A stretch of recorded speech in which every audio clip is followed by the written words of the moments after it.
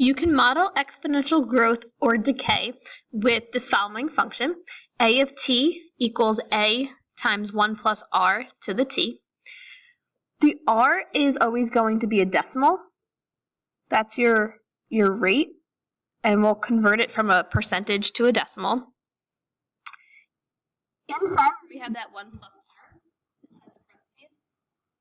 If that number is greater than 1, so 1 plus r, whatever r is, when we add them, that's going to represent a growth. If we have 1 minus r, which means that the value in there is going to be some kind of decimal that's less than 1, that's going to represent a decay. So first we're going to look at exponential growth. So in this example, suppose you invest $5,000 in a savings account that pays 3.5% annual interest. When will the account contain at least $650? So first thing we're going to do is we're going to write this as an exponential growth problem. So we're going to say A of t equals, and now the little a is the initial amount. So the initial amount is 500. So we're starting with 500. And then we have 1 plus r. So since we're it's paying you, it's a growth, so it's a plus. And then 3.5%, we're going to change that to a decimal. So we're going to move the decimal point 2 to the left. So we have 0.035, and then to the t. We don't know what the time period is. So again, we're just going to simplify this. So 500 times 1.035 to the t.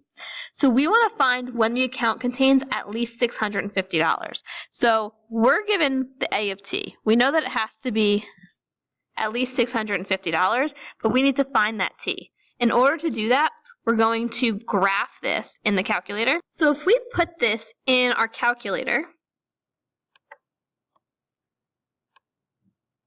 and we want to graph this, the actual graph isn't going to help us because the numbers are going to be very large. So if we go to the table function in the calculator, if you hit the second button and the button that says graph, it will produce a table of values for you. And in this case, we're trying to find what x value is going to have a y value of at least 650. So if we look over here, when x is 7, we have 636. That's too little. When we have 8, we have 658. So that's more than 650, but it said at least 650. So after 8 years. So if we go back to our graph here, we can say that after about 8 years. Okay, so these are word problems. Make sure we have them labeled and make sure we're answering what it's asking us to answer. So let's look at another problem. Suppose you deposit $2,000 in a savings account that pays interest at an annual rate of 4%. If no money is added or withdrawn from the account, answer the following questions. So A says how much will be in the account after 3 years. So for part A, we're going to first write our equation for this. So we have our account at whatever time is equal to the initial amount, which is $2,000, and it's gaining interest. So we're doing 1 plus the rate, which is 4%, so 1 plus 0.04, and we want after 3 years, so a 3 here. So I'm just going to rewrite this as 2,000 times 1.04 to the third.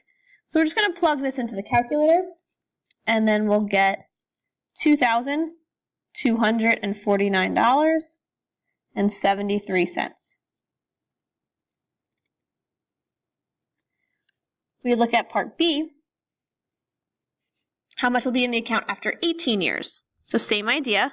We have the same equation, so 2,000 times 1.04, but instead of 3, now our t is 18. So we're going to evaluate this in the calculator, and we'll get $4,051.63. Now for C and D, this is similar to the previous problem where we need to look at the graph for that. So we're going to have to plug in the generic function for this into the calculator. So the generic function here would be 2,000 times 1.04 to the t. So we're going to plug that into the calculator. So when we plug that into the calculator, we get our table of values. So we're trying to find for part C how many years it takes for the account to contain $2,500. So if we look at this, so this is too little, and this one is the one we want to look at. So 6 years.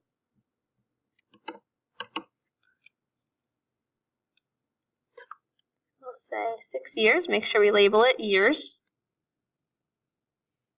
And then again, for part D, we're using the same table of values, but now we want to find how long it takes to contain $3,000. So we're going to look for 3,000. So I'm going to move my table down a little bit. Since 10, when x is 10, I have 2,960, so that's too little. So I can assume it's going to be 11, but let's just double check.